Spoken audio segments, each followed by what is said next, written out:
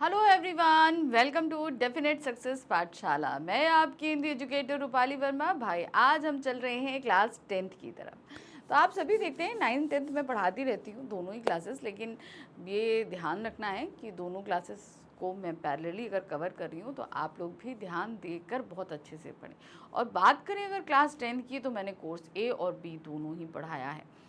आजकल हम कर रहे हैं अपने एग्ज़ाम ओरिएंटेड क्वेश्चंस, यानी कि हमारे बुक में एनसीईआरटी जो दो हमारी बुक हैं और हमारा व्याकरण है, लेखन है, ये सारी चीज़ें मैं एक्सप्लेन कर चुकी हूँ आपको, सारी चीज़ें अच्छे से।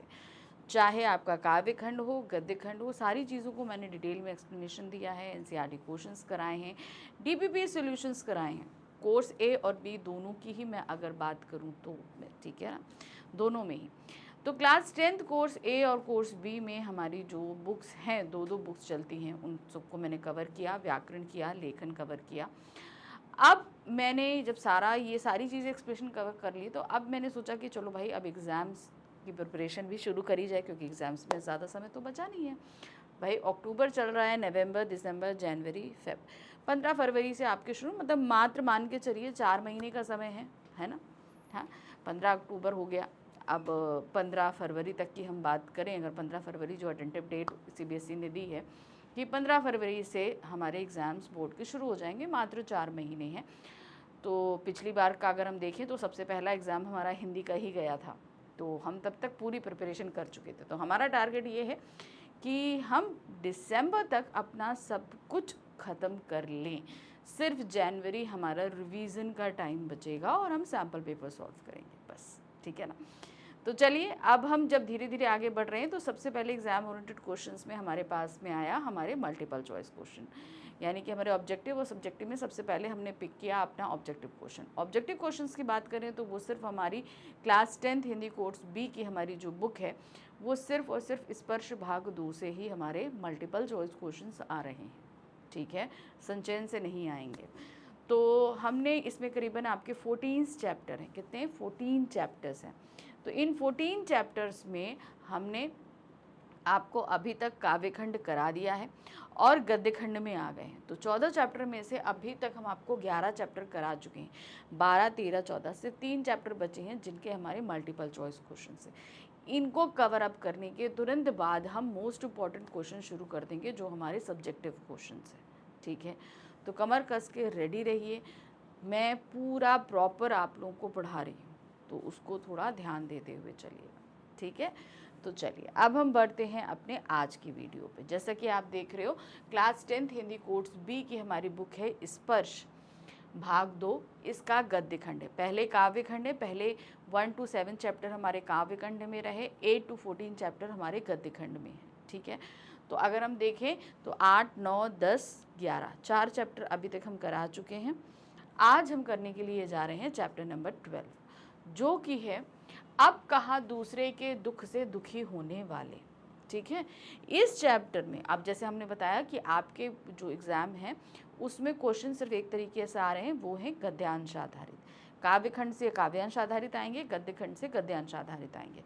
तो इस पूरे चैप्टर में से हमने आपके सामने 7 गद्यांश लेकर आई हूँ। कितने? 7 गद्यांश मैं आज लेकर आई हूँ, जिन पर हम 5-5 बहुविकल्पीय प्रश्न करेंगे। फिर उसके बाद संपूर्ण पाठ आधारित कुछ प्रश्नों को करेंगे, क्योंकि भाई चैप्टर बड़ा है, बीच में जो जो चीज़ें छूट रही हैं उनको हम एक्स्ट्रा क्वेश्चंस के वे में कंप्लीट कराएंगे। ठीक है, तो चलिए शुरू करें।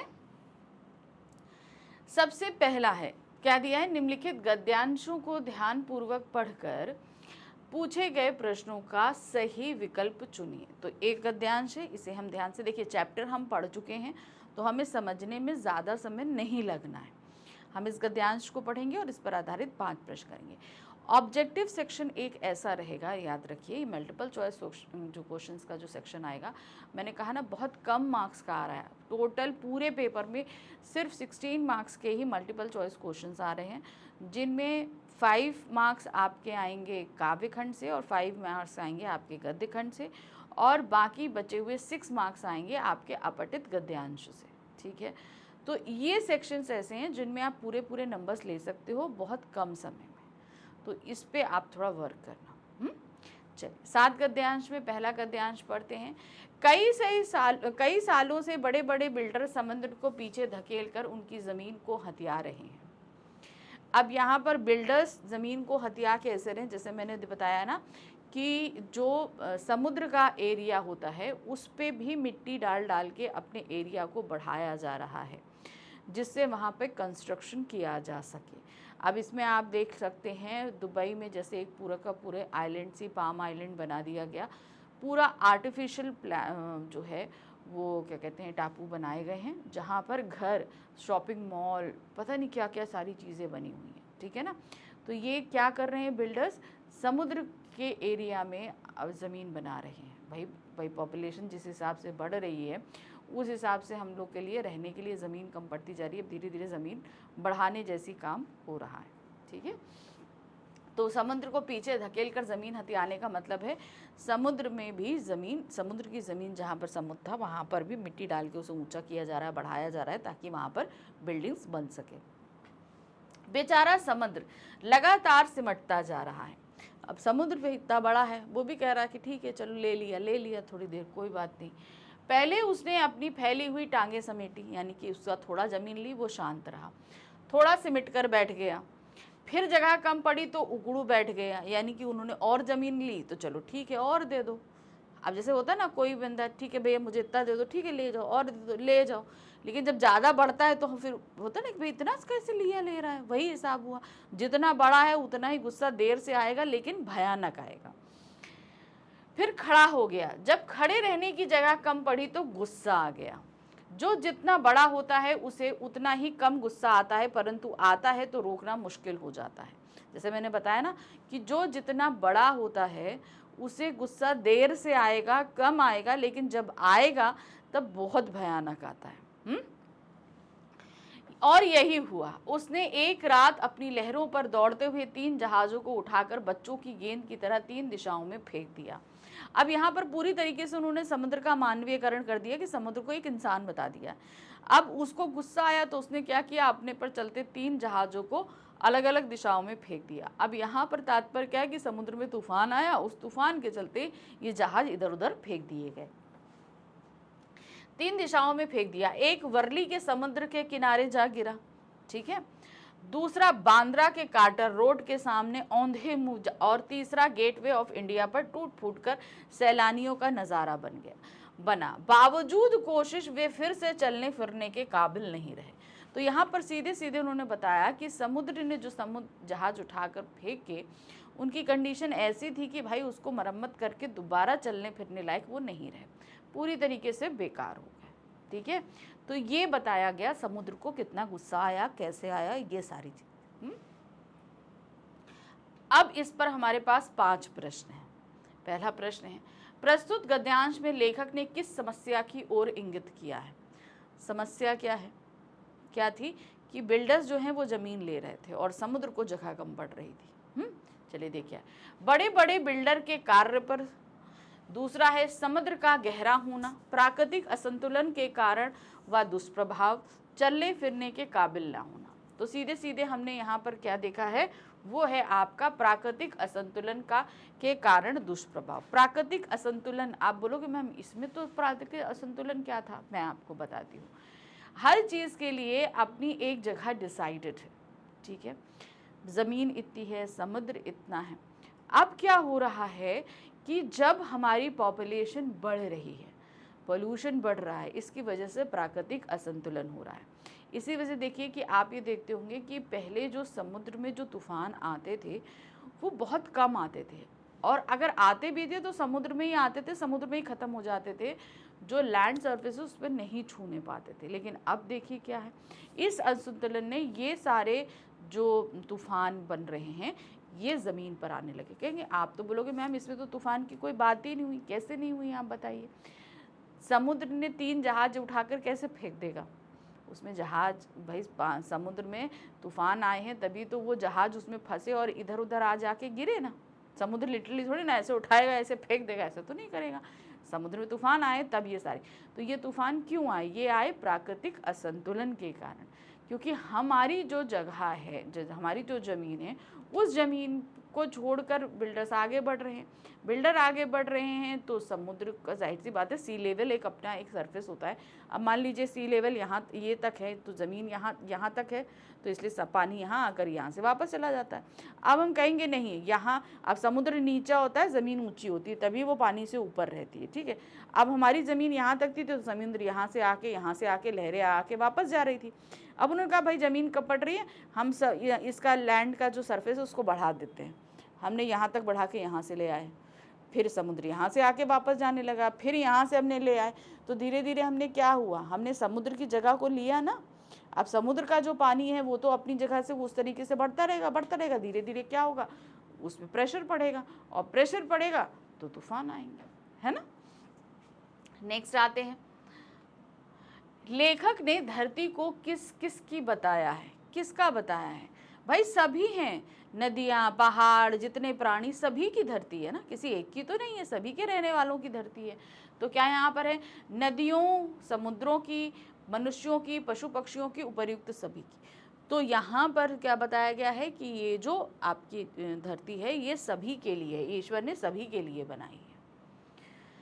पहले की अपेक्षा आज की जीवन शैली में क्या अंतर दिखाई पड़ता है। अब ये चीज़ पूछी गई है, पहले से और अभी की हम बात करें तो काफ़ी अंतर आया है। क्या अंतर आया है, देखिए, अब जीवन छोटे छोटे डिब्बे जैसे घरों में सिमटने लगा है। अब जीवन बड़े बड़े ढालानों और आंगनों में सिमटने लगा है। अब जीवन की अच्छी रूपरेखा सामने आई है। अब जीवन विस्तृत होने लगा है।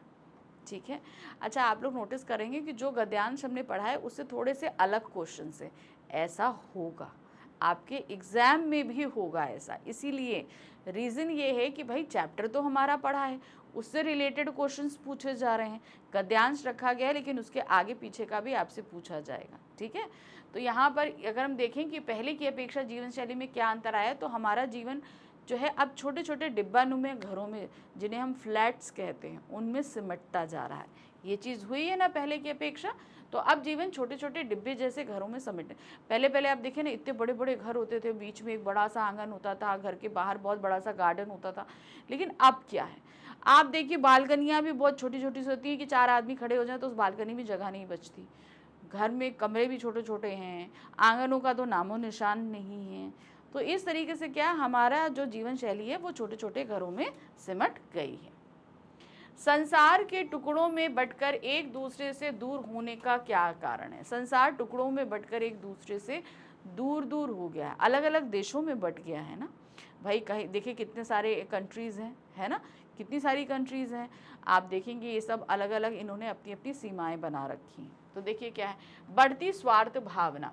अब ये जो अलग अलग टुकड़ों में बंटने का मतलब ने बता दिया कि अलग अलग देश बटे।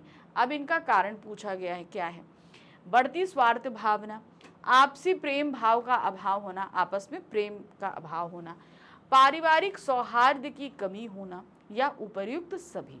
तो हम अगर इसको देखेंगे तो यहाँ पर ये सारी चीज़ें हैं। क्या होता है, जब पारिवारिक सौहार्द घटता है तो घर डिवाइड होते हैं, घर डिवाइड होते हैं तो धीरे धीरे ये बंटने की टेंडेंसी बढ़ने लगती है और ये कंट्रीज़ में बदल जाती है। तो यहाँ पर संसार के टुकड़ों में बंटने का जो रीज़न बताया गया है वो आपसी स्वार्थ, सभी लोग जो हैं मेरा अपना, अच्छा मैं ये कर लूँ, मैं वो कर लूँ, मैं वो कर लूँ, हम जो हैं वो क्या हो गए, सेल्फ सेंटर्ड, जिन्हें हम बोलते हैं आत्म केंद्रित हो गए, हम अपने आप को सर्वोपरि रखते हैं। फिर आते हैं आपसी प्रेम भाव का अभाव, एक दूसरे से प्रेम। अब देखिए बहुत सारी कंट्रीज आजकल प्रेजेंट टाइम में आप देखेंगे कि देश में कई जगह युद्ध चल रहे हैं, तो उसका रीज़न क्या है, आपसी प्रेम भाव कम हुआ, वैमनस से बढ़ा, और ये वैमनस इस कंडीशन पे आ गया कि युद्ध छिड़ गए दो कंट्रीज़ के बीच में, ये रीज़न है। फिर आते हैं पारिवारिक सौहार्द। इन सब के बेस में सबसे पहले पारिवारिक, जब हमारे परिवार में ही आपसी प्रेम नहीं रहेगा तो धीरे धीरे ये बंटना शुरू होता है, और जब ये बढ़ते बढ़ते आगे स्टेट्स आती हैं, कंट्रीज़ आती हैं, कॉन्टिनेंट्स आते हैं, ऐसे ऐसे चीज़ें बढ़ जाती हैं। ठीक है, नेक्स्ट अब हमारे हैं कथन और कारण पर आधारित प्रश्न। कथन क्या है, देखिए, निम्नलिखित कथन ए तथा कारण आर को ध्यानपूर्वक पढ़कर दिए गए विकल्पों में से सही विकल्प चुनिए। कथन ए है, समुद्र को ऐसा गुस्सा आया कि उसने सब कुछ तहस नहस करके राख कर दिया। ठीक है, क्या था, उसने सब कुछ तहस नहस करके राख कर दिया। क्या उसने क्या कर दिया, तहस नहस करके, सॉरी राख नहीं, रख दिया, तहस नहस करके रख दिया।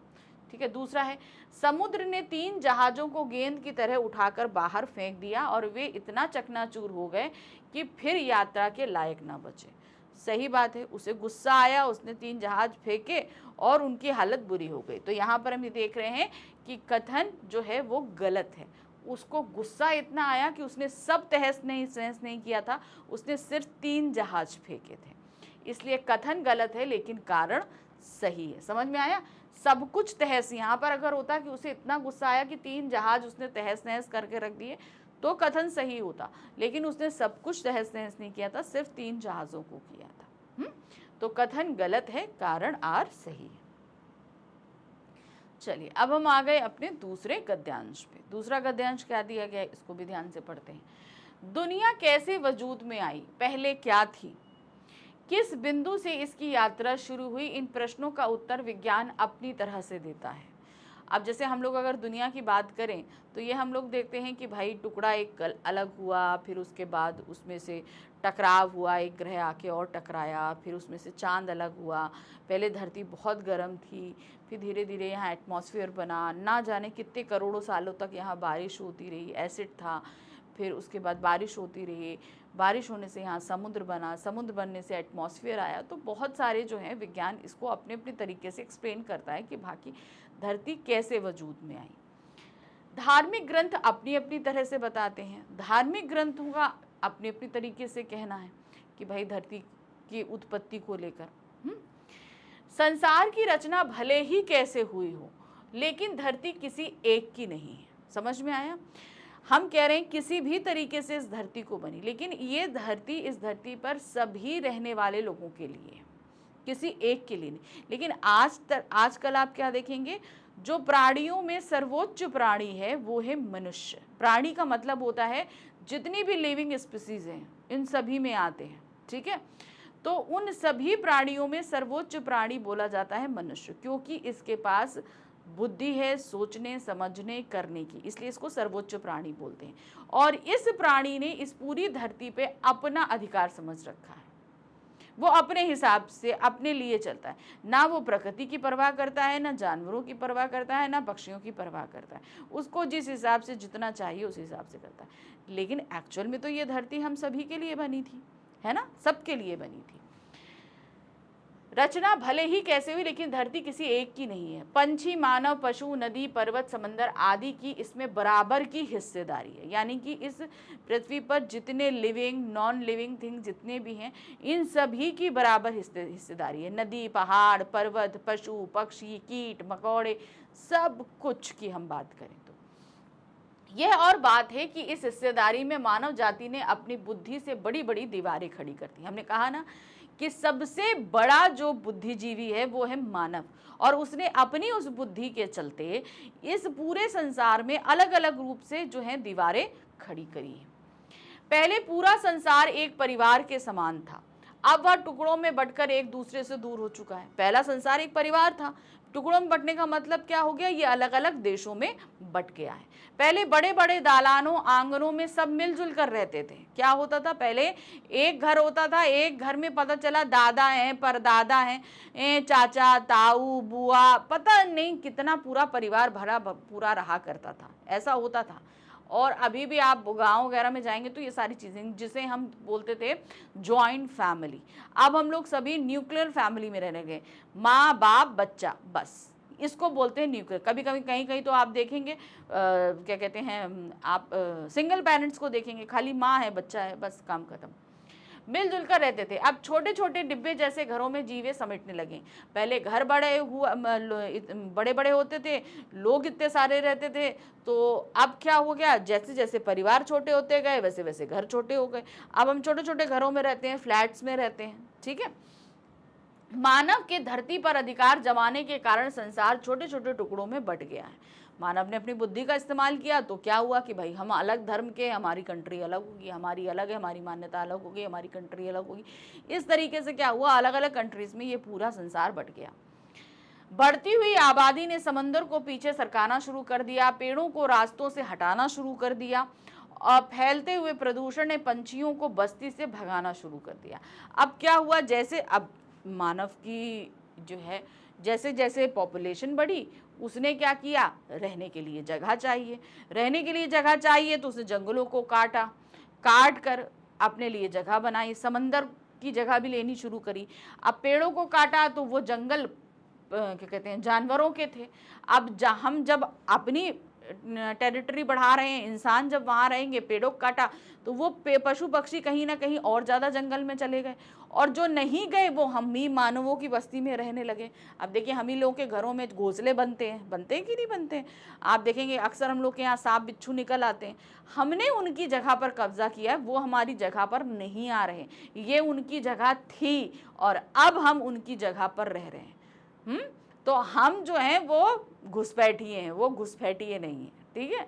तो अब क्या हो रहा है कि हमने उन पक्षियों सबको, पक्षी कह लीजिए, जानवर ले लीजिए, इन सभी को कहीं ना कहीं हमने इनके घरों से अब भगाकर वापस जंगल में जाने।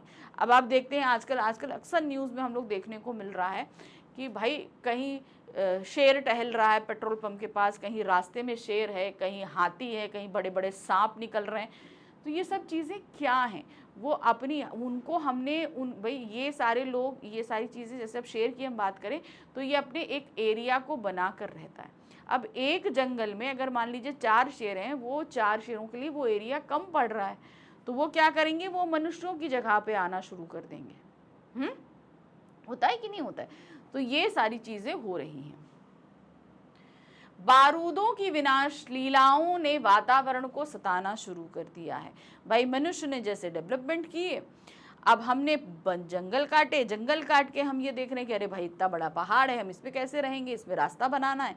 उन्होंने बारूद दगाने शुरू कर दिए, एक देश दूसरे से लड़ना शुरू कर रहे हैं, बम विस्फोट हो रहे हैं, ये बारूद जो फट रहे हैं इनसे वातावरण बहुत ही ज़्यादा दूषित हो रहा है। अब गर्मी में ज़्यादा गर्मी, बेवक्त की बरसातें, जलजले, सैलाब, तूफान, नित नए रोग मानव और प्रकृति के इसी असंतुलन का परिणाम है। अब देखिए जब हम पर्यावरण, प्रकृति के साथ खेलते हैं तो पर्यावरण डिस्टर्ब होता है। जब वो डिस्टर्ब होता है तो अब आप देखोगे जब गर्मियाँ पड़ती हैं, भयंकर गर्मी, इस साल आप देखेंगे 52 डिग्री टेम्परेचर गया, 52 से अब गया। 52 डिग्री हम लोग के लिए सहना इंसानों के लिए आसान नहीं है, हम लोग नहीं सह सकते। वो चारी गर्मियाँ एकदम एक्सट्रीम चली जाती हैं, बेवक्त की बारिशें, जब बारिश नहीं होनी चाहिए तब बारिशें होती हैं, कितने सारे तूफान आ रहे हैं, भूकंप आते हैं, है ना, और बारिश के टाइम कितने लैंडस्लाइड्स हो जाते हैं, बादल फटना है, ये सभी जो है जिस तरीके से हमने प्रकृति के साथ खिलवाड़ किया है वो एनवायरनमेंट चेंज हो रहे हैं। अभी रिसेंटली हम लोगों ने एक बहुत बड़ी पैंडेमिक को झेला, महामारी को झेला, वो था कोरोना। किसी ने सोचा था कि कभी ऐसी बीमारी आएगी कि हम सब महीनों के लिए घरों में बंद हो जाएंगे? होगा ऐसा, कभी हम लोगों ने सोचा था? पर हुआ। हम लोगों ने ऐसी बीमारियों का सामना किया जिसके बारे में कभी सोचा नहीं था। ये सभी कुछ कहीं ना कहीं पर्यावरण बदलाव के कारण हो रहा है, जिसे हम ग्लोबल वार्मिंग कह रहे हैं। उनके चलते ये सारी चीज़ें हो रही हैं। चलिए अब इन पर 5 प्रश्न हैं। पहला प्रश्न देखिए क्या है। अब छोटे छोटे डिब्बे जैसे घरों में जीवन सिमटने लगा है। इस पंक्ति के माध्यम से लेखक किस ओर संकेत कर रहा है? छोटे छोटे घरों में, यानी कि अब अगर इसको हम शाब्दिक रूप से समझें तो कहने का मतलब है कि अब हम फ्लैट्स में आ गए। अब ये फ्लैट्स कहाँ होते हैं? सिटीज़ में होते हैं। चलिए देखते हैं क्या है। सामाजिक भेदभाव, अब किस ओर संकेत कर रहा है? सामाजिक भेदभाव की ओर, शहरी जनजीवन की ओर, नष्ट होती आबादी की ओर, या प्राकृतिक शोषण की ओर? छोटे छोटे डिब्बे नुमा जो घर होते हैं वो कहाँ होते हैं? शहरों में होते हैं। ये शहरी जनजीवन है। अब आप देखिए क्या होता है, शहर तो बढ़ रहा है, पॉपुलेशन बढ़ रही है, ज़मीन कम पड़ रही है। तो पहले क्या होता था, ज़मीन होती थी, ज़मीन पे भाई घर बन गया, रहते थे। अब इतने सारी ज़मीन तो है नहीं, तो अब क्या किया भाई, एक के ऊपर एक बना दो, ठीक है। नीचे वाले फ्लैट इस तरीके से 10-10, 12-12, 15-15, 16-16, 26-26 माले की बिल्डिंग्स बन रही हैं। उसमें रहिए जाके आप, आपके लिए बहुत सारी जगह है। तो ये शहरी जनजीवन की ओर इशारा करता है। नेक्स्ट आते हैं, उपर्युक्त गद्यांश के आधार पर सही कथन चुनिए। 4 कथन है, हमें सही कथन चुनना है। क्या दिया गया है? मनुष्यों ने सामाजिक रीति रिवाजों को मान्यता दी, हमने रीति रिवाजों की तो कहीं बात ही नहीं करी है। मनुष्यों ने व्यक्तिगत हित को सर्वोपरि रखा है, बात सही है। हमने अपने हित को सर्वोपरि रखा, हमने जंगल काटे, समुद्र को पीछे किया, ये सारी चीजें। मनुष्यों ने प्रकृति को जीवन का आधार माना, नहीं माना हमने। अगर हमने आधार माना होता तो हमने पेड़ों को नहीं काटा होता। मनुष्यों ने प्रकृति पर विजय हासिल की, ऐसा भी नहीं। तो सही ऑप्शन हमारे पास यहाँ क्या है, मनुष्यों ने व्यक्तिगत हित को सर्वोपरि रखा। हमें क्या चीज चाहिए, हमें क्या पाना है, हमने अपने इस हद को सबसे आगे रखा है। नेक्स्ट आ गए कथन और कारण आधारित प्रश्न है। ठीक है, निम्नलिखित कथन ए और कारण आर को ध्यान पूर्वक पढ़कर दिए गए विकल्पों में से सही विकल्प हमको चुनना है। जो सही विकल्प है हम उसको चुनेंगे। कथन ए है, मानवीय क्रियाकलापों ने प्राकृतिक आपदाओं की संभावनाओं को बढ़ा दिया है। बात सही है। हम जिस तरीके की जीवन शैली जी रहे हैं, जितना ज्यादा हम कार्बन उत्सर्जन कर रहे हैं, उसने प्राकृतिक आपदाओं को बढ़ाया ही है। पहले देखिए इतनी प्राकृतिक आपदाएं नहीं आती जितनी अब आती है। कारण देखिए, दुनिया का अस्तित्व मानव और प्रकृति के सह संबंधों पर निर्भर है। यानी कि अगर ये दुनिया टिके रहे तो हमें प्रकृति और मानव इन दोनों के क्रियाकलापों को सही साथ साथ लेकर चलना है। तो हम यहाँ पर देख रहे हैं कि कथन ए हमारा सही है और कारण आर भी सही है, दोनों सही है। ठीक है, देखिए यहाँ ऐसे समझिएगा, कथन ए में तो प्राकृतिक आपदाओं की बात की गई, लेकिन अगर हम ये सह संबंध नहीं रखेंगे तो तभी तो ये संतुलन बिगड़ रहा है और प्राकृतिक आपदाएं आ रही हैं। तो कथन और कारण दोनों सही है। प्रश्न संख्या 4 यानी कि घा है, उपर्युक्त गद्यांश के माध्यम से लेखक डैश। अब क्या है, प्रकृति का वैज्ञानिक अध्ययन करना चाहता है, नहीं। सामूहिक जीवन निर्वाह की सलाह दे रहा है कि सभी को साथ रहकर जीना चाहिए, ये बात बता रहा है। पशु पक्षियों के प्रति आदर भाव प्रकट कर रहा है। नेक्स्ट है, प्राकृतिक आपदाओं के प्रति ध्यान आकर्षित कर रहा है। उपर्युक्त गद्यांश के माध्यम से लेखक प्राकृतिक आपदाओं के प्रति ध्यान आकर्षित कर रहे थे। हमारे यहाँ जो ये प्राकृतिक आपदाएं आ रही हैं, इसका सबसे बड़ा कारण है ये जो प्राकृतिक असंतुलन हम कर रहे हैं, हमें इस पर रोक लगानी है। ठीक, नेक्स्ट क्वेश्चन है, मानव जाति ने अपनी बुद्धि से बड़ी बड़ी दीवारें खड़ी कर दी। ठीक है, ये स्टेटमेंट है। इस पंक्ति के माध्यम से मनुष्यों ने डैश के बारे में पता चलता है। किस बारे में पता चलता है? ऑप्शन है उदार प्रवृत्ति, सांप्रदायिक सोच, समाज सेवी प्रवृत्ति या संकुचित मानसिकता। तो ये मानव ने अपनी बुद्धि से बड़ी बड़ी दीवारें खड़ी कर दी, इससे हमें क्या पता चलता है, वो है हमारी संकुचित मानसिकता। बहुत, जिसको हम बोलते हैं नैरो माइंडेड। नैरो माइंडेड का मतलब है कि हम यहाँ पर सिर्फ अपने बारे में सोच रहे हैं। हम ये सोच रहे हैं कि किस तरीके से हम अपना घर, अपना प्रदेश, अपना देश के बारे में सोचें। हम पूरे संसार के बारे में नहीं, मतलब हमारी सोच जो है वो बहुत छोटी है, हम बहुत उसको बड़ा करके सोचने की हमको ज़रूरत है। अब हम आ गए गद्यांश संख्या 3 पे। यहाँ क्या दिया गया है, बढ़ती हुई आबादियों ने समंदर को पीछे सरकाना शुरू कर दिया। यानी कि जैसे जैसे आबादी बढ़ रही है हम समंदर की जगह को ले रहे हैं। पेड़ों को रास्ते से हटाना शुरू कर दिया। फैलते हुए प्रदूषण ने पंछियों को बस्तियों से भगाना शुरू कर दिया। जैसे जैसे हमने अपनी बस्तियों को बढ़ाया, पंछी जो है वो और घने जंगलों में जाने गए। तथा बारूदों की विनाश लीला ने वातावरण को सताना शुरू कर दिया। अब गर्मी में ज्यादा गर्मी, बेवक्त की बरसातें, जलजले, सैलाब, तूफान, नित नए रोग मानव प्रकृति के इसी असंतुलन का परिणाम है। हम जिस तरह की जीवन शैली जी रहे हैं, इससे पर्यावरण असंतुलित हो रहा है। नेचर की सहन शक्ति की एक सीमा होती है, पर्यावरण भी सहने की अपनी एक शक्ति होती है।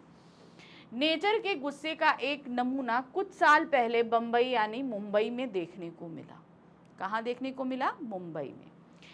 और यह नमूना इतना डरावना था कि बंबई निवासी डर के अपने अपने पूजा स्थल में अपने खुदाओं से प्रार्थना करने लगे। मतलब क्या है, वो जो मंजर था वो बहुत डरावना था। अब उसमें क्या, अब इसमें क्या कहते हैं, बहुत सारे, जैसे बॉम्बे में एक बार आया था, बहुत भयंकर फ्लड आया था, है ना, पूरी मुंबई डूब गई थी, बहुत पानी भर गया था। ऐसा केरल के साथ भी हुआ है।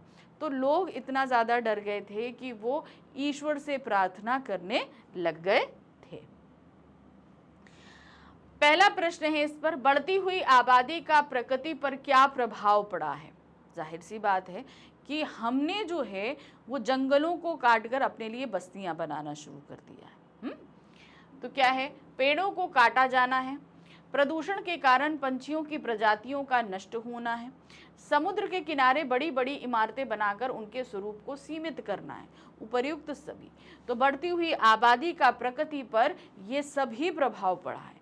जो एक नेचुरल हैबिटेट्स होते हैं उनको हमने चेंज कर दिया है, हमने पूरी तरीके से उनको बदल कर रख दिया है। ये प्रकृति पे बहुत बुरा असर डाल रहा है। सबसे ज़्यादा पेड़ों का काटा जाना ज़्यादा, क्योंकि भाई हमारा जो एनवायरनमेंट है ये पेड़ों की वजह से ही है। अगर पेड़ नहीं होंगे तो कुछ भी नहीं बचेगा, ये ध्यान रखिए। नेक्स्ट है, मानव और प्रकृति के बीच असंतुलन का क्या परिणाम सामने आया है।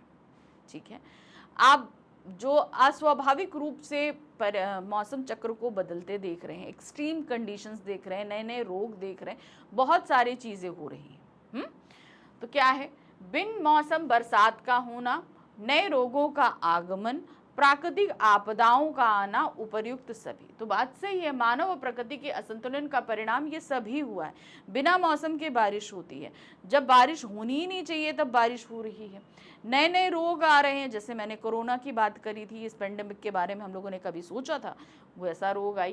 प्राकृतिक आपदाएं आ रही हैं, भूस्खलन हो रहा है, सुनामी आ रही है, तूफान आ रहे हैं, बहुत सारी चीज़ें हो रही हैं, है ना, भूकंप आ रहे हैं, बहुत कुछ हो रहा है। तो यहाँ पर हम क्या लगाएंगे, उपर्युक्त सभी हो रहा है। नेक्स्ट है, गद्यांश के अनुसार प्रकृति के बढ़ते असंतुलन का मुख्य कारण किसे माना गया है। अब कौन है इस पूरी सारी फसाद की जड़। देखिए, तो बढ़ते असंतुलन का मुख्य कारण है बढ़ती हुई प्रजातियों को, बढ़ती हुई जनसंख्या को, मौसम चक्र के असंतुलन को, पशु पक्षियों के पलायन का।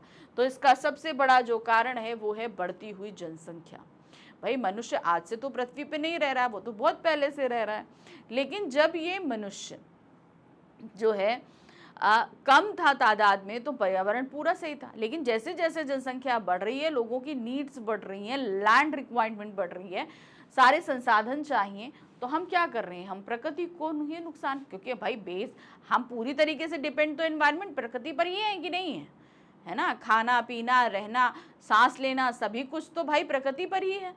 तो किसके ऊपर प्रेशर पड़ेगा, प्रकृति पर पड़ेगा, प्रकृति पे पड़ेगा तो असंतुलन होगा। तो इन सब की जड़ में क्या है, बढ़ती हुई जनसंख्या। नेचर की सहन शक्ति समाप्त होने पर वह किस रूप में सामने आती है, रौद्र रूप में, बहुत भयंकर रूप जिसको हम बोलते हैं, कोमल रूप में, तटस्थ रूप में, रौद्र रूप में या शांत रूप में। तो सही क्या है, वो आती है रौद्र। रौद्र रूप मतलब जिसका जो है बहुत ही क्रोधित रूप, बहुत भयानक रूप जिसको हम बोलते हैं। निम्नलिखित कथन ए तथा कारण आर को ध्यान पूर्वक पढ़कर दिए गए विकल्पों में से सही विकल्प चुनकर लिखिए। ठीक है, कथन और कारण आधारित प्रश्न है, इसमें से हमें जो है सही विकल्प नीचे जो 4 दिए हैं इनमें से चुनना है। चलिए पढ़ते हैं। अब प्राकृतिक असंतुलन के परिणाम विभिन्न रूपों में सामने आने लगे हैं। बात तो सही है। मनुष्य ने सागर एवं धरती पर कब्जा करके प्रदूषण बढ़ाया तथा अपनी जरूरतों के लिए पेड़ काटकर प्रदूषण को बढ़ाया। तो प्राकृतिक असंतुलन तो इसी कारण से हो रहा है ताकि पेड़ कट रहे हैं, हम उनको इतना संशोधित कर रहे हैं। तो यहाँ पर हम ये देख रहे हैं कि कथन ए सही है और कारण आर भी सही है, और कथन ए को कारण आर पूरी तरीके से डिस्क्राइब कर रहा है। सही है ना। तो क्या कथन ए और कारण आर दोनों सही है तथा कारण आर कथन ए की सही व्याख्या करता है। भाई ये प्राकृतिक असंतुलन का परिणाम विविध रूपों में सामने आ रहा है।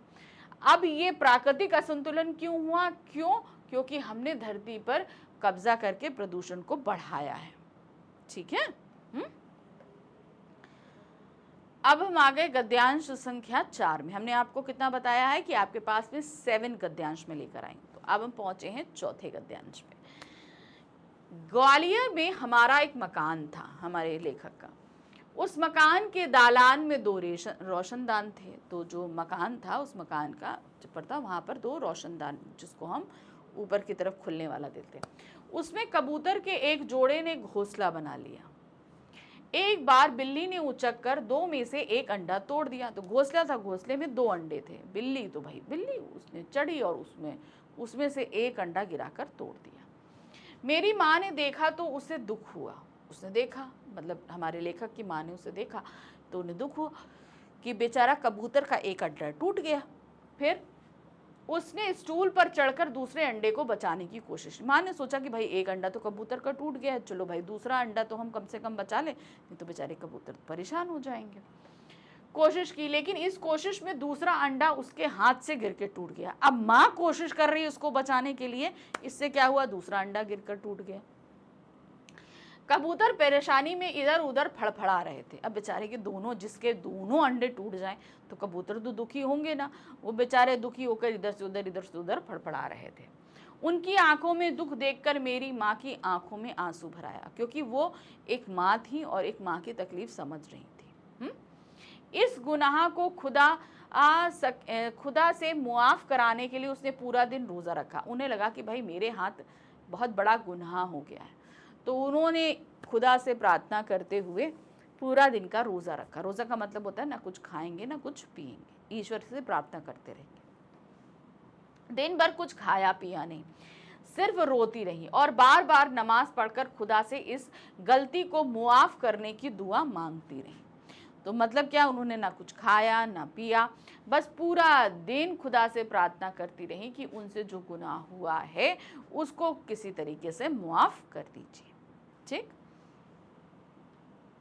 अब इस पर 5 प्रश्न है। पहला प्रश्न है, लेखक की माँ किस बात से दुखी थी? कौन सी बात थी जिससे वो बहुत ज्यादा दुखी थी? घर में कबूतरों ने घोंसला बना लिया था? नहीं। कबूतर के दोनों अंडे टूट गए थे? कबूतर अंडों को छोड़कर चले गए थे? बिल्ली अंडों को खा गई थी? तो सही क्या था, कबूतर के बेचारे के दोनों अंडे टूट गए थे, जिससे वो बहुत दुखी थी और यही देखकर माँ भी दुखी हो गई थी। नेक्स्ट है, लेखक की माँ खुदा से किस गुनाह को माफ कराना चाहती थी? कबूतर के अंडे बचाते हुए उनसे एक अंडा टूट गया था, तो ये गुनाह वो ईश्वर से, मतलब खुदा से माफ कराना चाहती थी। पहला अंडा तोड़ने का गुनाह, बिल्ली को मारने का गुनाह, दूसरा अंडा टूट जाने का गुनाह, कबूतर का घोंसला तोड़ने का गुनाह। तो पहला अंडा तो बिल्ली ने तोड़ा था, है ना, दूसरा अंडा वो बचा रही थी तब उनसे टूट गया था। तो सही क्या है, दूसरा अंडा टूट जाने का गुनाह जो है वो खुदा से मुआफ कराना चाहती थी। प्रस्तुत गद्यांश से पता चलता है कि लेखक की माँ अत्यधिक क्या थी? संवेदनशील थी, स्वार्थी थी, कमजोर थी या डरपोक थी? वो संवेदनशील थी, तभी तो कबूतरों के दुख को भी वो समझ पा रही थी। तो सही क्या था, वो बहुत ही ज्यादा संवेदनशील थी। चलिए अब हम आ गए कूट आधारित कुछ प्रश्न हैं, देखें ध्यान से क्या है। निम्नलिखित में कौन सा वाक्य लेखक की माँ की संवेदनशीलता दर्शाते हैं? अब यहाँ पर 4 वाक्य हैं। अब आपको इसमें देखना है लेखक की माँ की संवेदनशीलता किन वाक्यों से पता चलती है। पहला है, लेखक के मकान के दालान में कबूतरों ने घोंसला बनाया, इससे तो संवेदनशीलता नहीं पता चलती। नेक्स्ट है, माँ ने स्टूल पर चढ़कर दूसरे अंडे को बचाने की कोशिश करी, इससे पता चलता है। दूसरा अंडा टूटने से माँ की आंखों में आंसू आ गए, ये भी सही है। माँ कबूतरों के दुख से दुखी हो गई। तो यहाँ पर हम देख रहे हैं स्टेटमेंट नंबर 2, 3 एंड 4 जो है वो माँ की संवेदनशीलता को दर्शा रहा है। तो हमने यहाँ पर लगाया 4th वाला, जहाँ पर है 2nd, 3rd and 4th statements are right. ठीक, माँ की आंखों में आंसू आ गए थे क्योंकि उन्होंने, कबूतर का अंडा टूट गया था जिससे कबूतर भी बहुत परेशान हो गए थे, उनके आंखों में जो दुख और तकलीफ वो देख पा रही थी।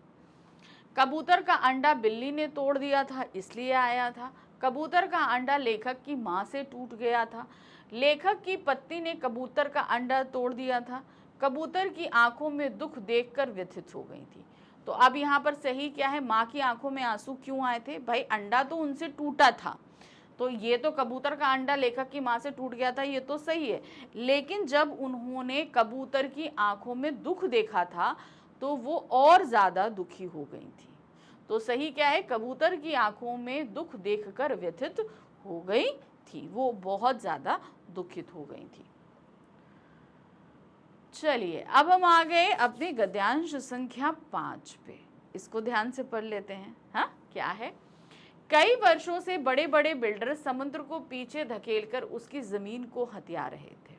ठीक है, अभी हमने ये सारी चीज, यही वाला गद्यांश हमने शायद पढ़ा है ना, सेम गद्यांश है। अब जो नंबर 1 गद्यांश था, फिर से पढ़ लेते हैं, फिर क्वेश्चन उस पर देखेंगे। क्या? धकेल कर उसकी जमीन को हथिया रहे थे। बेचारा समंदर लगातार सिमटता जा रहा था। पहले उसने अपनी फैली हुई टांगे समेटी, थोड़ा सिमट कर बैठ गया, फिर जगह कम पड़ी तो उकड़ू बैठ गया, फिर खड़ा हो गया। जब खड़े रहने की जगह कम पड़ी तो उसे गुस्सा आ गया। जो जितना बड़ा होता है उसे उतना ही कम गुस्सा आता है, परंतु आता है तो रोकना मुश्किल होता है। और यही हुआ। उसने एक रात अपनी लहरों पर दौड़ते 3 जहाजों को उठाकर बच्चे की गेंद की तरह 3 दिशाओं में फेंक दिया।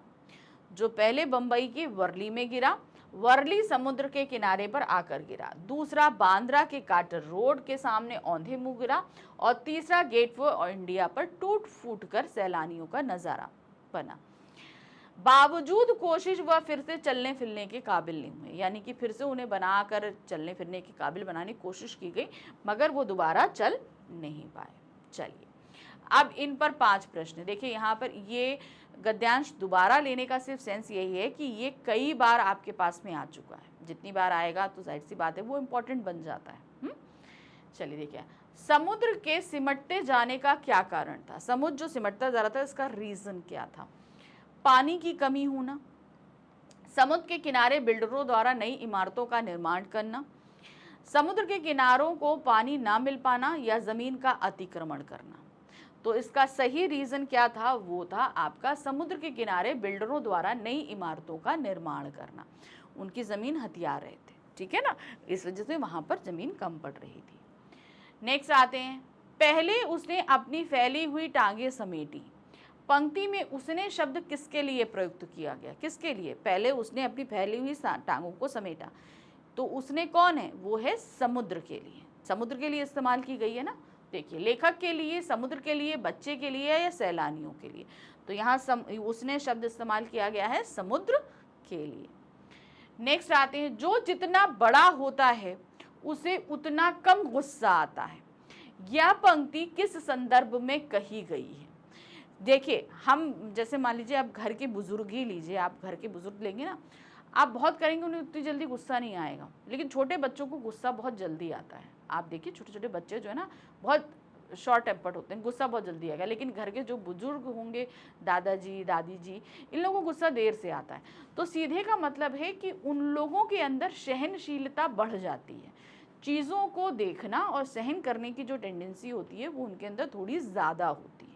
ठीक है, आप देखते क्या है, ये किस संदर्भ के गई है? सहनशीलता के, प्रेम के, अपनत्व के, या अभिमान के? तो ये किस संदर्भ में कही गई है कि भाई सहनशीलता। पहले उसने जमीन ली तो समुद्र ने थोड़ा सहन किया, फिर ली, फिर सहन किया, फिर ली, तो अब उसको गुस्सा आ गया कि भाई कितनी जमीन हम तुमको देते जाएं। तो पहले तो वो सहन करते रहे और फिर उसके बाद गुस्सा फूट पड़ा और उसने जहाज को उठाकर फेंक दिया। चलिए नेक्स्ट आ गए, समुद्र ने अपने गुस्से को किस प्रकार प्रकट किया? उसने 3 जहाजों को उठाकर फेंक दिया था, इस तरह प्रकट किया था ना। चलिए देखते हैं, सुनामी के माध्यम से, बड़े बड़े जहाजों को उठाकर पटकने के माध्यम से, बाढ़ के माध्यम से, या उपर्युक्त सभी के माध्यम से। तो किस माध्यम से व्यक्त किया? वो था बड़े बड़े जहाजों को उठाकर पटकने। 3 जहाजों को उठाकर पटका था। पहला वर्ली में गिरा, दूसरा बांद्रा में गिरा, और तीसरा गेटवे ऑफ इंडिया के पास गिरा। तो ये 3 जहाजों को उसने उठाकर फेंक दिया था। चलिए 5वां प्रश्न है जो कि कथन और कारण आधारित है। क्या दिया गया है? निम्नलिखित कथन ए तथा कारण आर को ध्यान पूर्वक पढ़कर दिए गए विकल्पों में से सही विकल्प चुनकर लिखिए। अब यहाँ पर कथन भी है, कारण भी है, ध्यान से पढ़ना और इस पर आधारित प्रश्नों को करना है। चलिए देखिए क्या है। कथन ए, मनुष्य द्वारा लगातार किए जा रहे अतिक्रमण से समुद्र को गुस्सा आ गया। बात सही है, उसकी जमीन को हथिया रहे थे तो उसको गुस्सा आ गया। नेक्स्ट है, मनुष्य अपनी आवासीय जरूरत पूरी करने के लिए समुद्र पर कब्जा करता जा रहा है। इससे दुखी समुद्र जन धन की भयंकर क्षति करके अपना गुस्सा प्रकट करता है। सही है, तो यहाँ पर हम क्या देख रहे हैं कि कथन ए सही है और कारण आर इसकी सही व्याख्या कर रहा है। कथन ए और कारण आर दोनों सही है तथा कारण आर कथन ए की सही व्याख्या करता है। वो जो बता रहा है उसको एक्सप्लेन कर रहा है वो अपनी जगह पूरी तरीके से सही है। चलिए अब हम आ गए गद्यांश संख्या 6 पे, जरा इसको भी ठीक से पढ़ लेते हैं क्या दिया गया है इसमें। वे दिन में कई कई बार आते जाते हैं और क्यों ना आए जाएं, आखिर उनका भी घर है, लेकिन उनके आने जाने से हमें परेशानी भी होती है। ये हम बात कर रहे हैं बंबई में लेखक का जो घर है, वहाँ पर कबूतर थे, उनकी बालकनी में घोंसला बनाए थे, वो बार बार आ जा रहे थे। तो भाई उनका घोंसला था तो वो तो बार बार आएंगे जाएंगे, लेकिन इससे क्या है लेखक और लेखक की पत्नी को प्रॉब्लम हो रही थी। वे कभी किसी चीज़ को गिराकर तोड़ देते। अब क्या होता है भाई, वो लाइब्रेरी में आ जाते, रूम में आ जाते, तो जिसकी वजह से क्या होता था सामान गिराकर वो तोड़ दिया करते थे। इस रोज रोज की परेशानी से तंग आकर मेरी पत्नी ने उस जगह जहां उनका आशियाना था, यानी कि उन्होंने जहां घोंसला बनाया था, एक जाली लगा दी, मतलब ताकि वो जो है उससे अंदर ना आ पाए। उनके बच्चों को दूसरी जगह कर दिया। उनके आने जाने की खिड़की को बंद किया जाने लगा। खिड़की के बाहर अब दोनों कबूतर रात भर खामोश और उदास बैठे रहते। अब क्या था भाई, जैसे हम लोग के घर में भी है, कबूतर या कोई भी पक्षी अगर घोंसला बनाते हैं तो वो बार बार आना जाना करेंगे, और मान लीजिए कि वो हमारे रूम के अंदर कहीं पर अगर एंटर कर जाते हैं तो अब वो चूंकि उड़ते हैं तो उससे कई सारे सामानों का नुकसान होता है, गंदगी होती है, बहुत कुछ होता है। तो यही लेखक के साथ और उनकी पत्नी के साथ हो रहा था। अब लेखक की पत्नी ने कहा कि भाई हम कहाँ तक ये डेली डेली चीज़ें करेंगे, एक दिन हो तो चलो सही भी है। उन्होंने क्या किया, उस जगह को ही बंद कर दिया जो उनके आने जाने का रास्ता था। बच्चे एक तरफ, कबूतर एक तरफ, बेचारे वो रात भर बैठे रहे उदासी से और घोंसले को देखते रहे। अब इस पर 5 प्रश्न हैं। पहला प्रश्न क्या है, कबूतरों से परेशान होकर लेखक की पत्नी ने क्या किया? उनके आने जाने के रास्ते में जाली लगवा दी थी, उनके आने जाने का रास्ता बंद कर दिया था। यही किया था, देखते हैं क्या है। उनके आने का रास्ता बंद कर दिया था, खिड़की में जाली लगा दी थी, उनके बच्चों को दूसरी जगह रख दिया था, उपर्युक्त सभी। तो उनकी पत्नी ने ये सभी काम किए थे, तो हम क्या लगाएंगे यहाँ पर, उपर्युक्त सभी। नेक्स्ट आते हैं, कबूतर लेखक के घर में दिन में कई बार क्यों आते जाते थे? रीजन क्या था भाई, उनका घोंसला वहां पे था इसलिए उनका आना जाना लगा रहता था। तो देखिए क्या है, लेखक से घनिष्ठ प्रेम के कारण नहीं, अपने अंडों के कारण, बात सही है, उनके अंडों के, उनके घोंसला था, उस घोंसलों में अंडे थे इसलिए वो आते जाते थे। नेक्स्ट है, लेखक की माता के स्नेह के कारण नहीं, अपने अधिकार के कारण। तो सही क्या है यहाँ पर, उनके अपने अंडे वहां पे थे, इस कारण वहां पर उनका आना जाना लगा रहता था। लेखक व उनकी पत्नी को कबूतरों का आना जाना अच्छा क्यों नहीं लगता था? क्योंकि भाई जब वो वहां आते थे तो बहुत सारा सामान टूट जाता था, गंदगी होती थी, इस वजह से उनको आना जाना अच्छा नहीं लगता था। देखते हैं क्या है, कबूतर उनका नुकसान करते थे, बात सही है, कबूतर के प्रति उनमें घृणा का भाव था, ऐसे नहीं। वे कभी कबूतर से डरते थे, नहीं, उपर्युक्त में से कोई नहीं। तो सही रीज़न क्या है, इससे कबूतर जो है आने जाने से उनका नुकसान बहुत होता था, बहुत सारे सामान टूट जाते थे, उनकी किताबें जो है, लेखक की किताबें उनकी लाइब्रेरी में चले जाती, उनकी किताबों के ऊपर गंदगी हो जाती थी, कभी उसे फट जाते थे। तो ये सारे रीज़न थे जिसकी वजह से जो है कबूतरों का आना जाना दोनों दंपति को अच्छा नहीं लगता था। नेक्स्ट है, कबूतरों के आने से लेखक को क्या नुकसान झेलना पड़ा? अब उसको क्या नुकसान होता था, सामान टूटता था, उनकी किताबें गंदी होती थी।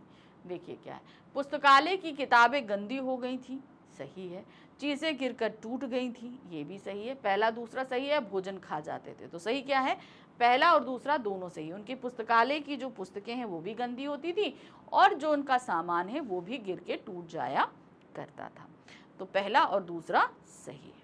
ठीक, नेक्स्ट आ गए, उपर्युक्त गद्यांश के माध्यम से लेखक डैश परेशान है। क्या डैश परेशान है? अब डैश में हम क्या भरेंगे, उसके लिए आपके साथ नीचे 4 ऑप्शंस दिए गए हैं। कबूतर द्वारा उनकी लाइब्रेरी को गंदा करने से परेशान है, सही है, पत्नी द्वारा खिड़की पर जाली ना लगाने से परेशान है? नहीं। मिर्जा गालिब को कबूतरों द्वारा परेशान करने से गया, तो बात सही है। तो यहाँ पर हम देख रहे हैं कबूतर उनकी लाइब्रेरी को गंदा कर रहे थे, मिर्जा गालिब की जो पुस्तकें थी उनको गंदा हो रहा था, और पत्नी द्वारा खिड़की पर जाली नहीं लगाई गई थी इसलिए कबूतर आ जा रहे थे, जिससे लेखक परेशान हो रहे थे। तो यहाँ हम लगाएंगे उपर्युक्त सभी। ठीक है भाई, अगर पत्नी द्वारा खिड़की पर जाली लगाई गई थी तो इससे कबूतर परेशान थे, नहीं लगाई गई थी तो कौन परेशान हो रहा था? लेखक परेशान। ये बात उसमें मेंशन नहीं है, ये आपको समझने की बात है। ना लगाने से लेखक परेशान हो रहे थे, क्योंकि भाई जाली नहीं लगी थी, कबूतर आ जा रहे थे, जिससे उनकी किताबें गंदी हो रही थी, मिर्जा गालिब की किताबें गंदी हो रही थी, जिससे हमारे लेखक परेशान हो रहे थे। ठीक है, अब हम आ गए गद्यांश संख्या 7 पर। यह हमारा आखिरी गद्यांश, 7 गद्यांश हमने बोले थे, तो ये हमारा आखिरी गद्यांश है। कौन सा है? देखिए, ग्वालियर से बंबई की दूरी ने संसार को काफी कुछ बदल दिया। अब लेखक का पुराना घर, पुश्तैनी घर ग्वालियर में था, जब ये शिफ्ट हुए बंबई, तो ग्वालियर से जब बंबई आ रहे थे तो पहले आते थे और अब जब आ रहे थे तो काफी चेंजेस हुए। क्या था? वर्सोवा में आज जहां मेरा घर है, पहले यहाँ दूर तक जंगल था, पेड़ थे, परिंदे थे, दूसरे जानवर थे। आप सही मानिए भाई, जंगल, वो बॉम्बे तो अब सीधे सीधे फैलता चला जा रहा है ना, पहले ऐसा नहीं था, ज़्यादातर एरिया जंगल था। अब जैसे जैसे वहाँ पे पॉपुलेशन बढ़ रही है वैसे वैसे जंगल काटा जा रहा है। तो जब वो ग्वालियर से बम्बई पहुँचे तो देखा कि भाई रास्ते में पहले जो जंगल हुए करते थे अब उस जगह सब रिहायशी हो गया, लोग जो है वहाँ पर बस्तियाँ बनने लगी हैं। अब वहाँ समुद्र के किनारे लंबी चौड़ी बस्तियाँ बन गई थी। तो पहले क्या था? जंगल थे, उनमें पेड़ थे, परिंदे रहते थे, जानवर रहते थे, सब कुछ रहते थे। लेकिन अब क्या हुआ? समुद्र किनारे लंबी लंबी चौड़ी चौड़ी बस्ती बन गई। इस बस्ती ने ना जाने कितने परिंदे चरिंदों को से उनका घर छीन लिया। अब देखिए, जंगल है, अब जंगल में पेड़ हैं तो वहाँ पक्षी रह रहे हैं, जानवर रह रहे हैं। अब मान लीजिए हम अगर उन पेड़ों को काटते हैं, हम उन जगहों पे अपने घर बनाने के लिए अगर उन बस्तियों को काट रहे हैं, तो फिर उन पेड़ उन जानवरों का घर तो हम उनसे छीन रहे हैं ना। हुआ कि नहीं हुआ? हमने उनका पर घर छीन लिया, तो वही हुआ, उनका घर छीन लिया। इनमें से कुछ शहर छोड़कर चले गए। पहला तो क्या हुआ, जब पेड़ कटे तो कुछ तो जो है वो शहर छोड़कर चले गए वापस और अंदर जंगल में। जो नहीं जा सके उन्होंने यहाँ वहाँ डेरा डाल लिया। बहुत से पक्षियों के नहीं जा सके तो उन्होंने क्या किया, हम ही लोगों के घरों में घोंसला बनाकर अपना बसेरा कर लिया। इनमें से 2 कबूतरों ने मेरे फ्लैट के एक मचान में घोंसला बना लिया। अब जो कबूतर थे उन्होंने क्या हुआ, लेखक के घर में भी घोंसला बनाया। बच्चे अभी छोटे थे, यानी कि कबूतर के जो बच्चे थे वो छोटे थे, उनके खिलाने पिलाने की जिम्मेदारी अभी बड़ी कबूतरों की है। वे दिन में कई बार आते जाते थे। अब भाई खाना लेकर आ रहे हैं, बच्चों को खिलाएंगे, फिर जाएंगे, फिर लेकर आएंगे। भाई छोटे छोटे बच्चे, उन्हें तो भाई खाना चाहिए ना, तो दिन में कई बार उनका आना जाना होता था। और क्यों ना आए जाएं, आखिर उनका भी घर है। जाहिर सी बात है, मेरा घर है, मैं घर में अपनी मर्जी से आऊँगी जाऊँगी। तो उसी तरीके से क्या हुआ कि भाई उनका घोंसला है तो वो भी अपनी मर्जी से आना जाना कर रहे थे। लेकिन उनके आने से हमें परेशानी होती है। वे कभी किसी चीज़ को गिराकर तोड़ देते, ठीक है, कभी कोई चीज़ गिराकर तोड़ देते, तो कभी मेरी लाइब्रेरी में घुसकर कबीर और मिर्ज़ा गालिब को सताने लगे, यानी कि उनकी किताबों को गंदा करने लगे। इस रोज रोज की परेशानी से तंग आकर मेरी पत्नी ने उस जगह जहां उनका आशियाना था एक जाली लगा दी। क्या करा? पक्षियों के आने जाने का जो रास्ता था वहां क्या करी, जाली लगा दी। उनके बच्चों को दूसरी जगह रख दिया, उनके आने की खिड़की को भी बंद कर दिया किया जाने लगा। खिड़की के बाहर अब दोनों कबूतर रात भर खामोश उदास बैठे रहते।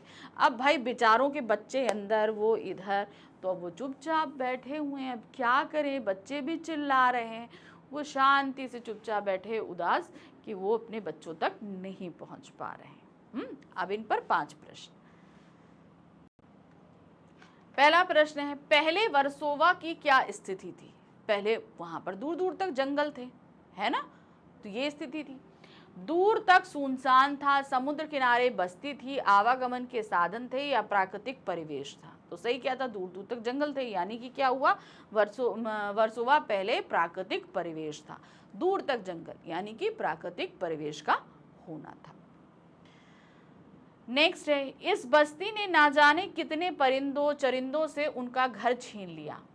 पंक्ति संकेत करती है। अब ये पंक्ति किस तरफ इशारा कर रही है? पहला देखते हैं, बढ़ते शहरीकरण के दुष्परिणामों की ओर, बढ़ते शहरीकरण से जीव जंतुओं के बेघर हो जाने की ओर, जीव जंतुओं के प्राकृतिक आशियाने के चले जाने की ओर, जीव जंतुओं की प्रजातियां विलुप्त हो जाने की ओर।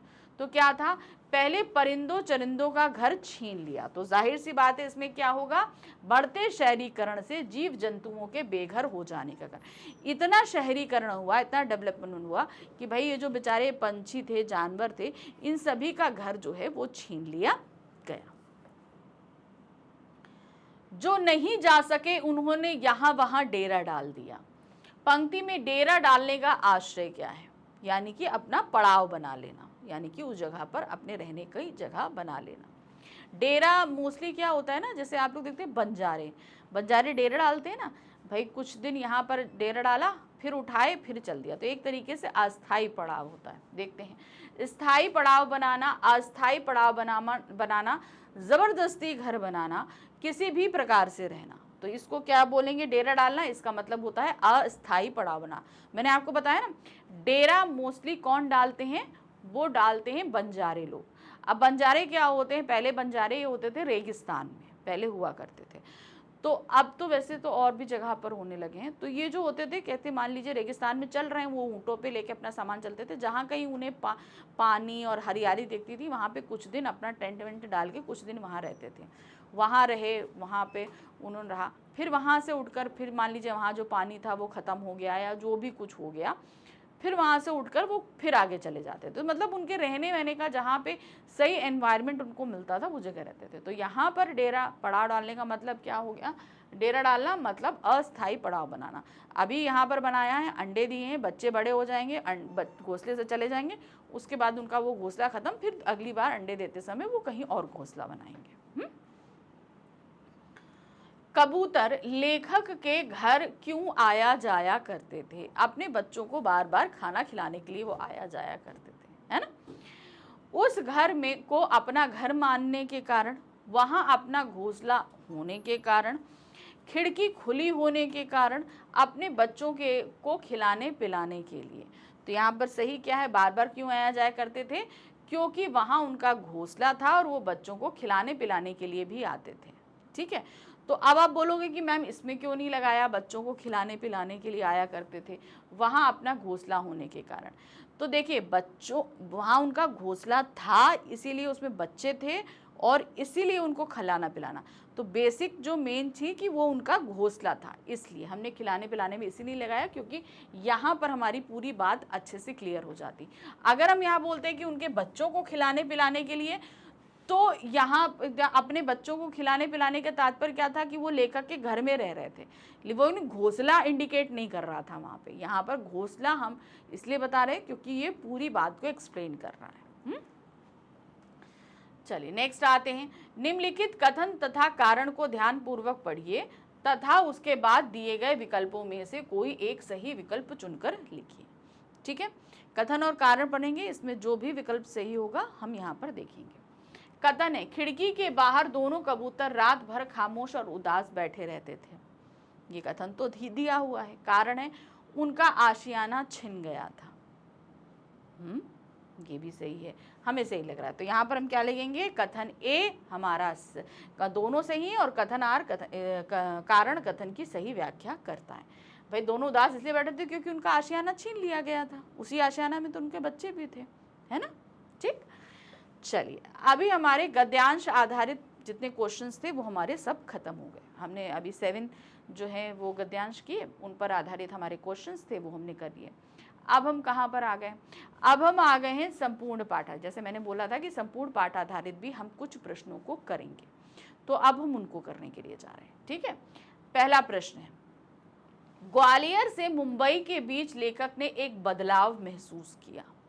पहले वहां जंगल हुआ करते थे, अब वहां पर बस्तियां हो गई थी। यही बदलाव उन्होंने महसूस किया ना। ऑप्शन में आइए, बस्ती ने जंगल का रूप ले लिया था, नहीं, जंगल ने बस्ती का रूप ले लिया था, ये सही है। वर्सोवा नाम का शहर बस गया था। पशु पक्षी जंगल को छोड़कर चले गए थे। अब क्या बदलाव महसूस किया था उन्होंने? जंगल ने बस्ती का रूप ले लिया। पहले क्या होता था, रास्ते में बहुत घना जंगल हुआ करता था, लेकिन अब धीरे धीरे वहां पर क्या हो गया, रिहायशी हो गए, बस्ती हो गई, लोगों के घर बन गए थे वहां पर। नेक्स्ट है, वर्तमान समाज में मौजूद शाश्वत मूल्य किसकी देन है? वो मूल्य जो पहले थे, आज भी हैं और हमेशा रहेंगे। ये ऐसे चीजें हमें किसने दी, जिसमें हम कहते हैं, जिसको हम परोपकारिता बोलते हैं, ये किसकी देन है?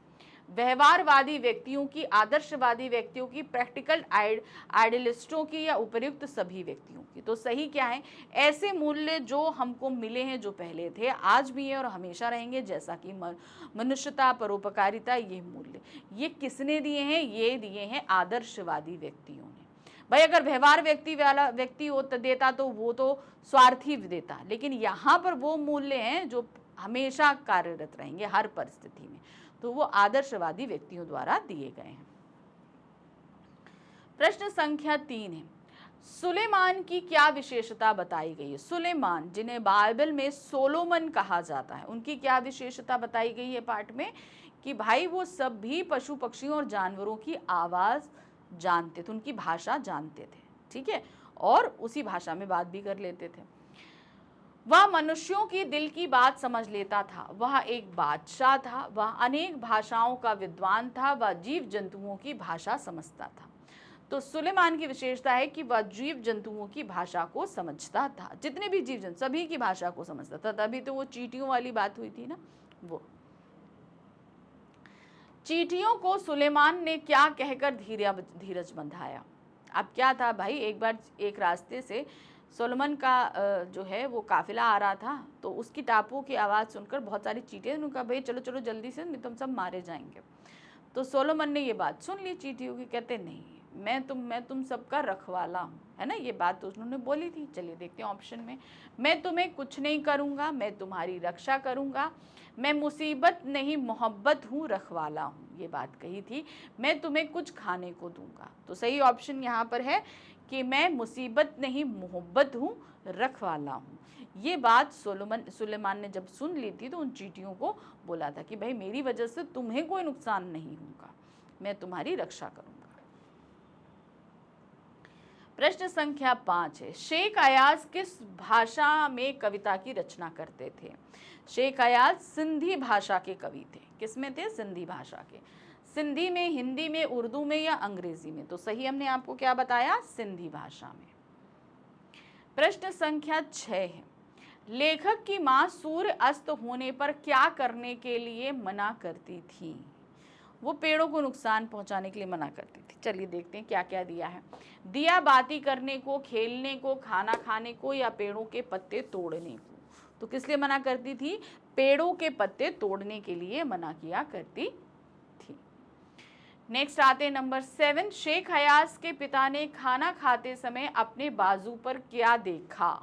उन्होंने एक च्योंटे को रेंगते हुए देखा था। क्या किया था? उन्होंने एक च्योंटे को रेंगते हुए देखा था। छोटा सा जख्म, एक च्योंटे को रेंगते हुए, तिलक का निशान, या रक्त बहता हुआ? तो सही क्या है? उन्होंने एक च्योंटे को रेंगते हुए देखा था। नंबर 8 है, लश्कर को नूह के नाम से क्यों याद किया जाता है? लश्कर थे भाई, उनको एक कुत्ते ने धुतकार दिया था, ठीक है, उन्होंने लश्कर ने एक कुत्ते को धुतकारा था, जिसमें कुत्ते ने बोला था कि ना मैं अपनी मर्जी से कुत्ता हूँ, ना तुम अपनी मर्जी से इंसान। इस चीज़ के पछतावे के कारण वो हमेशा रोते रहे, सारी उम्र रोते रहे, इसीलिए उनको नूह नाम से जाना जाता था, है ना। देखिए क्या है, वे बहुत परोपकारी थे, वे किसी की सहायता नहीं करते थे, वे जीवन भर रोते रहे, या वे बहुत धनवान थे? तो सही रीजन क्या है? वो जीवन भर रोते रहे, इसीलिए लश्कर को नूह के नाम से जाना जाता है। प्रश्न संख्या 9 है, लेखक के अनुसार इस धरती पर किसकी अधिक हिस्सेदारी है? किसकी हिस्सेदारी सबसे अधिक है लेखक के हिसाब से? मानव मात्र की, पशु जगत की, पक्षी जगत की, या धरती पर रहने वाले सभी प्राणियों की? लेखक के अनुसार जो है वो धरती पर रहने वाले सभी प्राणियों की हिस्सेदारी होती है। लेकिन मनुष्य ने ज़्यादा कर रखी है। लेकिन यहाँ पर क्या है, जितने भी हैं सभी की हिस्सेदारी बराबर है। प्रश्न संख्या 10 है, मानव जाति ने अपनी बुद्धि से क्या किया है? ऑप्शन में देखते हैं। प्रकृति का पोषण किया है? नहीं। प्रकृति और मानव के बीच बड़ी बड़ी दीवारें खड़ी कर दी हैं, ये बात तो सही है। जीव जंतुओं को बढ़ावा दिया है, दुनिया के वजूद को सामने लाया है? नहीं। मानव जाति ने अपनी बुद्धि से प्रकृति और मानव के बीच बड़ी बड़ी दीवारें खड़ी कर दी हैं। हम अपने आप को सर्वोपरि मानते हैं, प्रकृति का दोहन कर रहे हैं, ठीक है ना, तो इस तरीके से बड़ी बड़ी दीवारें खड़ी की हैं। प्रश्न संख्या 11 है, अब जीवन कैसे घरों में सिमटने लगा है? कैसे घरों में? छोटे छोटे डिब्बानुमा घरों में सिमटने लगा है। हवादार घरों में, डिब्बानुमा घरों में, वातानुकूलित घरों में या विशाल आकार के घरों में? तो सही क्या है, जो डिब्बानुमा घर हैं, छोटे छोटे डिब्बे रूप में जो डिब्बा होता है ना, उस जैसे घरों में सिमटने लगा है। बड़े बड़े बिल्डर समुद्र को पीछे क्यों धकेल रहे हैं? ताकि समुद्र की जगह लेकर उसकी जगह पर कंस्ट्रक्शन किया जा सके, बड़ी बड़ी बिल्डिंगें बनाई जा सकें, इसलिए। ठीक है, तो क्या है, ताकि वे अपनी जमीन हथिया सकें, ताकि वे वहां से कचरा हटा सकें, ताकि वे प्रकृति के साथ एकाकार हो सकें, ताकि वे चिंता मुक्त जीवन जी सकें। तो यहाँ पर है ताकि उसकी जमीन को हथिया सकें, ताकि वहां पर बड़ी बड़ी बिल्डिंग्स बनाई जा सके। प्रश्न संख्या 13 है, प्रकृति मनुष्य को कब दंडित करती है? कब दंडित करती है? जब बहुत ज्यादा इंतहा हो जाती है। भाई प्रकृति तो सहनशील है, पहले तो सहती है, जब बहुत ज्यादा हो जाती है तब दंडित करती है। ऑप्शन में आते हैं, क्या दिया है, जब वह समुद्र को छेड़ता है प्रकृति, जब वह नई इमारत बनाता है, जब वह कोई कार्य नहीं करता है, जब वह प्रकृति से अधिक छेड़छाड़ करता है। तो प्रकृति कब दंडित करती है? जब मनुष्य प्रकृति के साथ अधिक छेड़छाड़ करता है। हम बहुत ज्यादा करें तो प्रकृति जाहिर सी बात है गुस्सा होकर इस चीज का बदला जरूर लेती है। प्रश्न संख्या 14 है, लेखक की मां ने रोजा क्यों रखा था? क्योंकि उनके हाथ से अंडा टूट गया था, कबूतर का दूसरा अंडा टूट गया था, इसलिए वो बहुत दुखी थी और इसकी माफ़ी के लिए उन्होंने रोज़ा रखा था। ठीक है, चलिए देखते हैं। रमज़ान के कारण, झूठ की माफ़ी के कारण, कबूतर का अंडा टूट जाने के कारण, बिल्ली द्वारा रास्ता काट जाने के कारण। तो सही रीज़न था क्या? उनके हाथ से अंडा टूट गया था कबूतर का। तो सही क्या है? कबूतर का अंडा टूट जाने के कारण लेखक की माँ ने रोज़ा रखा था। प्रश्न संख्या 15 है, कबूतर परेशानी में इधर उधर क्यों फड़फड़ा रहे थे? क्यों? क्योंकि उनके आने जाने का रास्ता बंद कर दिया गया था, उनके घोंसले तक पहुंचने का रास्ता बंद किया गया था, इसलिए वो बेचारे फड़फड़ा रहे थे। अत्यधिक भूख लगने के कारण, बहुत अधिक ठंड के कारण, दोनों अंडे टूट जाने के कारण, घोंसला ना बनने के। अच्छा, वो जो ये मैंने वहाँ पर आपको आंसर दे दिया जहाँ पर उनके आने जाने का रास्ता लेखक के घर में बंद किया गया था उनकी पत्नी द्वारा। यहाँ पर जो ऑप्शन दिया गया है वो जब उनके दोनों अंडे टूट गए थे, जो ग्वालियर में हुआ था। ठीक है, ग्वालियर में उनके पुश्तैनी घर में जब एक बिल्ली से टूट गया था अंडा और दूसरा उनकी माँ से टूट गया था, उसकी वजह से जो है वो बहुत परेशान थे और इधर उधर फड़फड़ा रहे थे। तो सही ऑप्शन है दोनों अंडे टूट जाने के कारण। अब हमारे पास कथन और कारण आधारित प्रश्न। ठीक है, निम्नलिखित कथन ए तथा कारण आर को ध्यानपूर्वक पढ़कर दिए गए विकल्पों में से सही विकल्प चुनकर लिखिए। ठीक है, यहाँ क्या दिया गया? कथन ए, मनुष्य का जीवन अब डिब्बानुमा कमरों में सिमटने लगा है। ठीक है, ये स्टेटमेंट तो है, दिया गया है, सही है। नेक्स्ट आते हैं, परिवार छोटे होते जाने से मनुष्य की ज़रूरतें घट गई हैं, अब उसे बड़े बड़े मकान, दालान, आंगन की ज़रूरत नहीं रहती है। तो ये भी एक रीज़न सही है। तो यहाँ पर हम देख रहे हैं कथन सही है, लेकिन कारण अभी इसकी सही व्याख्या नहीं करा। इसका रीज़न जो दिया गया है, जो देखिए रीज़न तो ये सही है, हम ये नहीं कह रहे कि नहीं सही है, लेकिन हमारे पाठ में ये रीज़न नहीं दिया गया है। ठीक है, हमारे पाठ में ये रीज़न नहीं दिया गया। पहले हम बड़े बड़े घरों में रहते थे, लेकिन अब हम क्या है, अब हम प्रगति के कारण जब हमने अपना विस्तारण किया है तो अब रहने की जगहें जैसे जैसे जनसंख्या, इसमें जो रीज़न दिया गया है वो अगर हम प्रैक्टिकली देखें तो सही है, लेकिन जो हमारे चैप्टर में दिया गया है उसके हिसाब से नहीं सही है। कैसे सही नहीं है?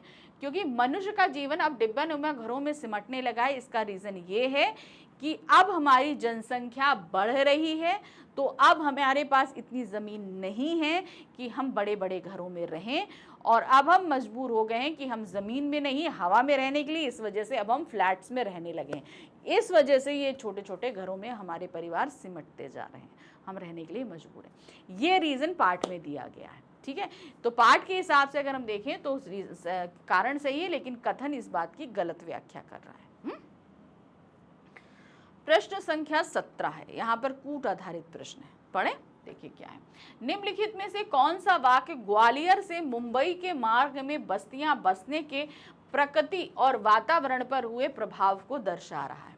ठीक है, जो ग्वालियर से मुंबई तक के रास्ते में परिवर्तन को, प्राकृतिक परिवर्तन को दर्शा रहा है। पहला है, बस्तियों ने पेड़ पौधों व वन्य जीवों के आवास कम कर दिए हैं। बस्तियां हुई हैं तो ये काम तो कम हुआ है। चलिए नेक्स्ट आते हैं, बस्तियों के कारण आसपास प्रदूषण बढ़ गया है। लोगों की जीवन शैली में बदलाव नहीं आया है। आसपास दूर दूर तक हरे जंगल देखे जा सकते हैं। तो यहाँ पे तो हमें सिर्फ जो है एक ही स्टेटमेंट सही लग रहा है, पहला वाला, ठीक है। बाकी ये तीनों तो दिए ही नहीं है ना चैप्टर में। बस्तियों ने पेड़ पौधों और वन्य जीवों के आवास को कम कर दिया है, क्योंकि वहाँ पहले जंगल थे, जंगल कट के अब क्या है, वहाँ पर लोग रहने लगे, तो जाहिर सी बात है जानवरों और पशु पक्षियों का आवास वहाँ पर कम ही हो जाएगा। प्रश्न संख्या 18 है, पाठ के आधार पर सही कथन चुनिए। पूरा पाठ हमारा पढ़ा है, उसके आधार पर इन 4 में से सही कथन हमको चुनना है। ऑप्शन देखते हैं। लोग अब संयुक्त परिवार में रहने लगे हैं, नहीं। मानव सबके विषय में सोचता है, बिल्कुल भी नहीं, वो स्वार्थी है। मनुष्य ने अपनी बुद्धि से बड़ी बड़ी दीवारें खड़ी कर दी हैं, ये सही है पाठ के हिसाब से। धरती पर मनुष्य का अधिकार है, नहीं, धरती पर यहाँ पर रहने वाले सभी का अधिकार है। तो सही यहाँ पर जो ऑप्शन है वो है, मनुष्य ने अपनी बुद्धि से बड़ी बड़ी दीवारें खड़ी कर दी हैं। ठीक है, तो चलिए ये वाला चैप्टर खत्म किया, जहां पर हमने देखा 7 गद्यांश और उन पर आधारित 5-5 बहुविकल्पीय प्रश्न। इसके अलावा संपूर्ण पाठ आधारित करीबन 18 प्रश्नों को हमने पढ़ा, और इस तरीके से इस चैप्टर के हमने बहुत सारे एमसीक्यूज रेडी कर दिए हैं। लेकिन हमेशा मैं ये बोलती हूँ, आप किसी भी चैप्टर के क्वेश्चंस प्रिपेयर कर रहे हैं, चैप्टर को थोड़ी एनसीईआरटी बुक से एक बार ज़रूर पढ़िएगा, ठीक है। तो आप ज़्यादा अच्छे तरीके से क्वेश्चंस को समझ पाएंगे, चैप्टर को समझ पाएंगे और क्वेश्चंस कर पाएंगे, ठीक है। तो ये चैप्टर तो हमारा यहाँ ख़त्म हो गया, लेकिन अब हम लेकर आएंगे अपना पाठ संख्या 13, जहाँ पर है पतझड़ में टूटी पत्तियाँ, ठीक है। तो इस चैप्टर को भी आप पढ़ के अच्छे से रखो, ताकि इसके एमसीक्यूज भी हम अच्छे से करेंगे अपने नेक्स्ट वीडियो में, ठीक है। Thank you for watching, bye bye.